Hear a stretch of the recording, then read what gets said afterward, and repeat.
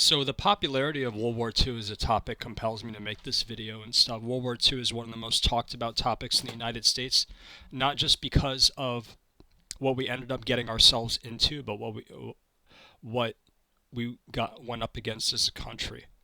And um, you know, it's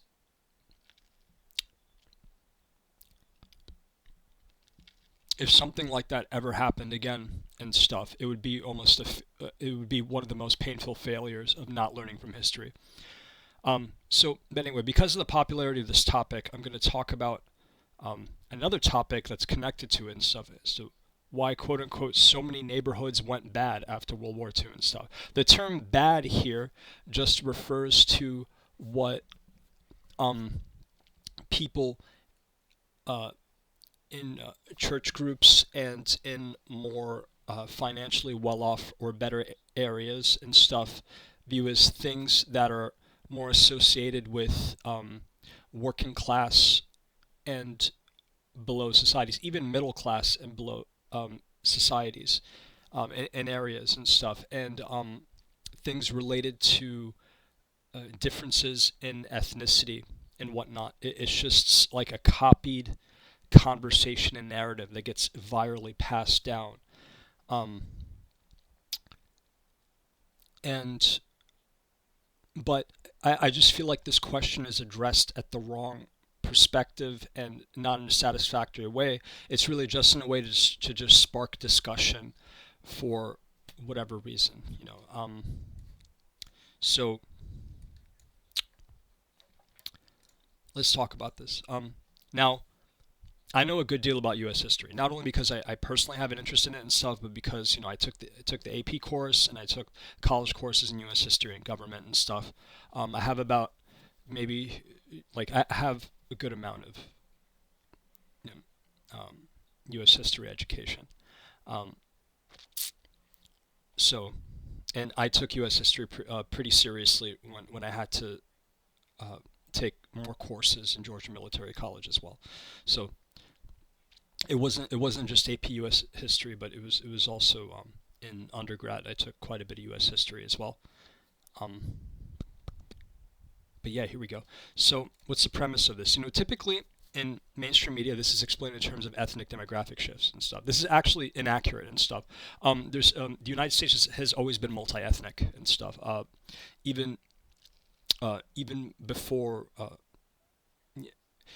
we can say that so many of Native Americans were wiped out um, when the Europeans came over and stuff for the second time and stuff after the Vikings came and stuff near Minnesota, um, or as I say Minnesota, but um, yeah, uh, but many of them still remained, and uh, people from many different cultures, religions, and ethnic groups came over. Um,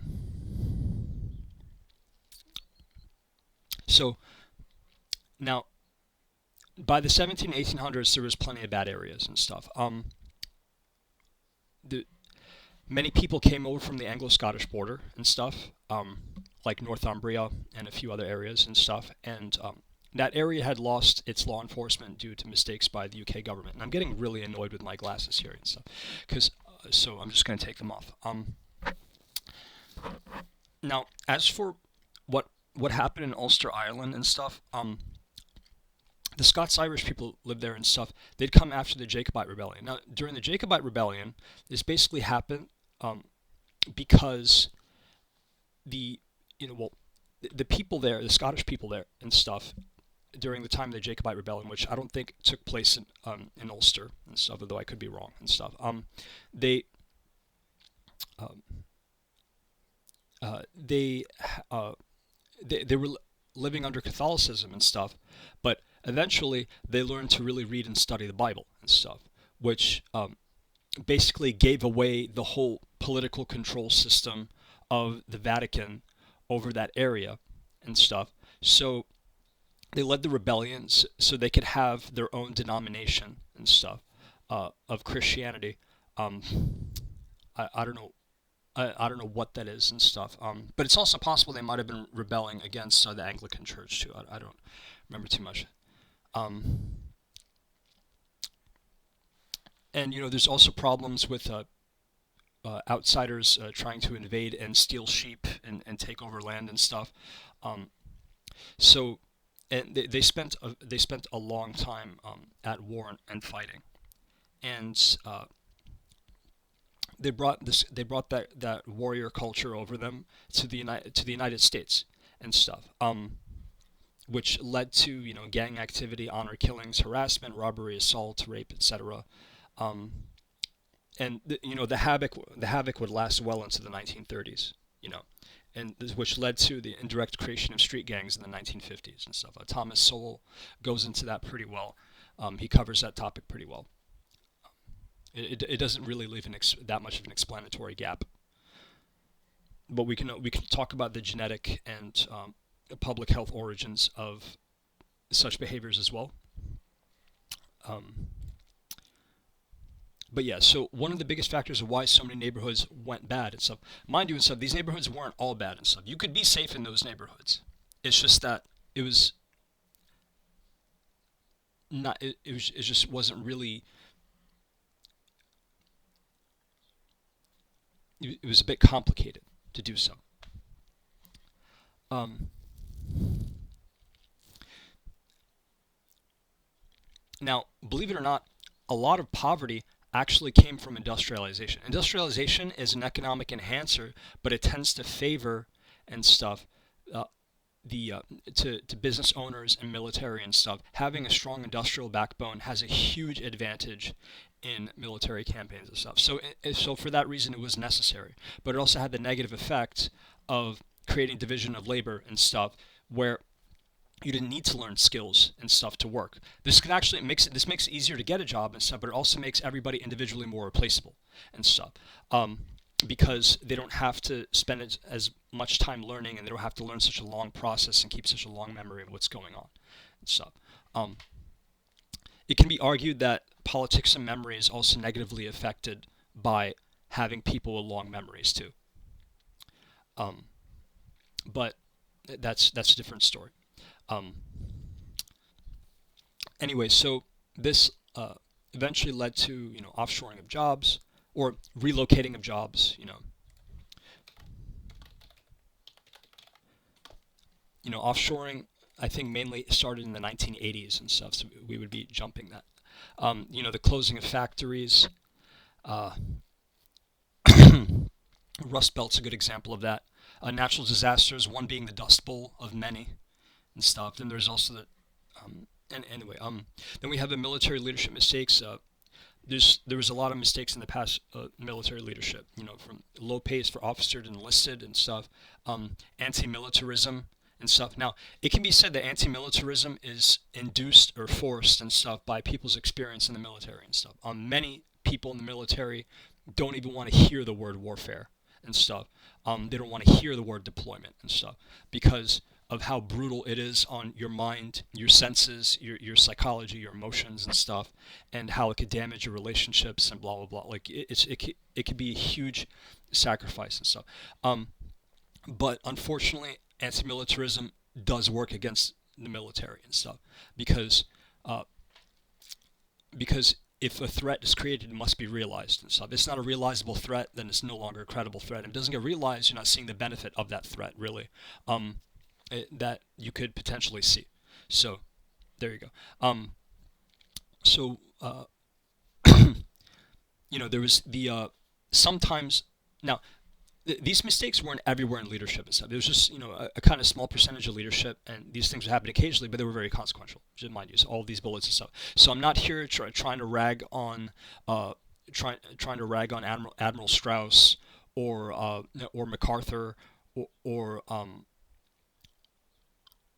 even some of the earlier leaders and stuff, or Theodore Roosevelt, his Rough Riders, and all of the important people from history that were so pivotal and influential in and crucial to military victories and stuff. Obviously, they're amazing people and stuff, but they're but there were some calls that were made, and some people in the military, and some politicians and stuff, and honestly, it was mostly the fault of the politicians and stuff that that really screwed things up.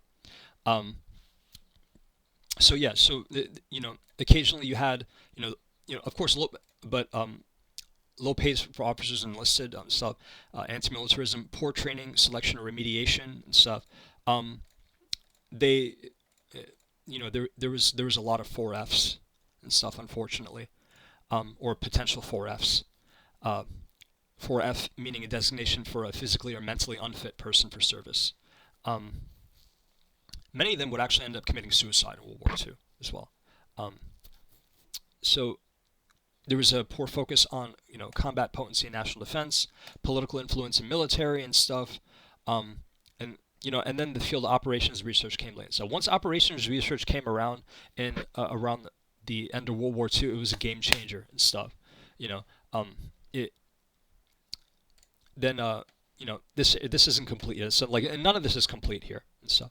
There was a poor execution of welfare programs and stuff. The topic of welfare was handled in the worst possible way and stuff. It was more than clear what to do and stuff, but I think politicians jumped on it to make it into just torture for people, basically. Um,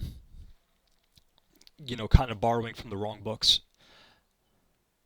Uh, they basically incentivized bad behavior and did not incentivize good behavior and stuff, which has very deleterious effects and stuff. Um, then, of course, there's also the question of, do we need to encourage people to go the route of military and stuff, or work for the ministry, or just do public service domestically, or be skilled tradesmen, go into academia and stuff. There was a lot of pushback against academia and stuff because there was such a limited understanding of its role, um, and its benefit in society and stuff. Um, or and they also didn't know whether to push people to be creative and stuff.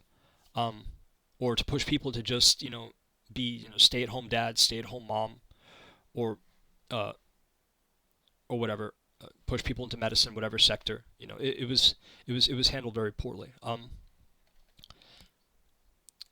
And as for my sources here, it's because I've actually learned U.S. history, economics, and sciences. So this is not complete though. When I get the time, I'm going to go back and complete this stuff because this is very interesting. The topic of decaying civilizations is very important and stuff, and I find it very interesting. Um, but yeah, the point is, part of the point is that many people try to explain this in terms of demographic shifts and stuff.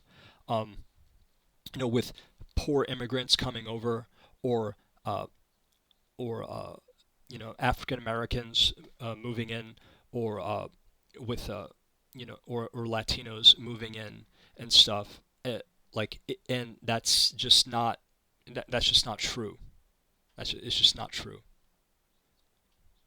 and it's also not the only perspective either.